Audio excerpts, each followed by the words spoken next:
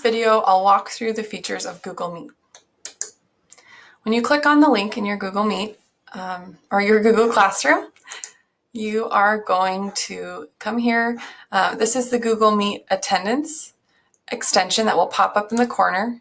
There's a separate video talking a little bit more about that, but you can click Join Now to join as the teacher, and then get rid of these two little boxes that will show up. And I've got all these little loom things that are in my way here. I gotta move out of the way. If you don't want this to hover over your screen while you are doing your class meet, you can click this green check down here at the bottom and it will hide it for you. Down here it shows if you need to invite someone to your meet, you can copy the information or how someone could call into the meet. You probably won't be using that too much, but that's what that is for and what you can use. Here, you can mute yourself. This would be to leave the meet, hang up the meet. To turn your camera on or off is here.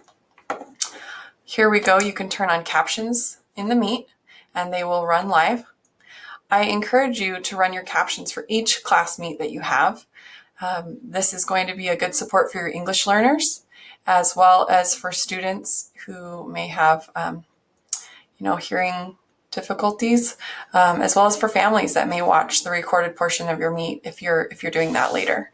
So it's a good accessibility support.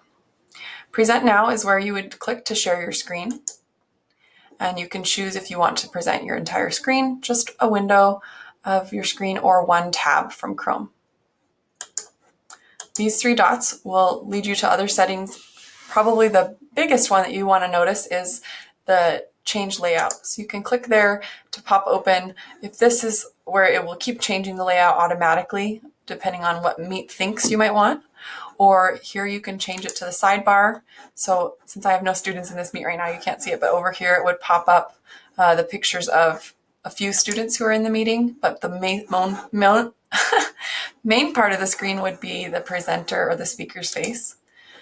Spotlight would keep the speaker on at all times. And if you are recording during your class meet live, I would encourage you to turn on spotlight mode before you begin recording. That way the video recording will not capture any faces or names of your students. Tiled mode is where you would want to be most of the time if you're not screen sharing and you're not recording and you want to see your students at the same time. Right now, the maximum that you can see at one time is 16, but this is one of the other expected additions to the upgrades this fall, that Google Meet will be adding the ability to see more than 16 students at once.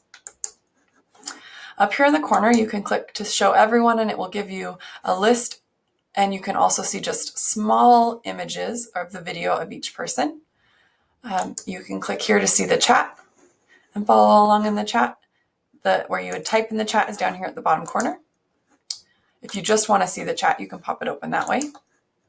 There's the time, and you can pin yourself if you want to stay there. And can't show you a tile in this layout. Let's see if I change to a different layout, like automatic, and then I click this. Nope, not that either. Let's see. We're all just exploring, right? Nope. Let's try. Maybe it's because I don't have anybody in this meeting. Yeah, it must be because nobody else is in this meeting, but that piece, I don't know what that is, and you can play around with that when you get it.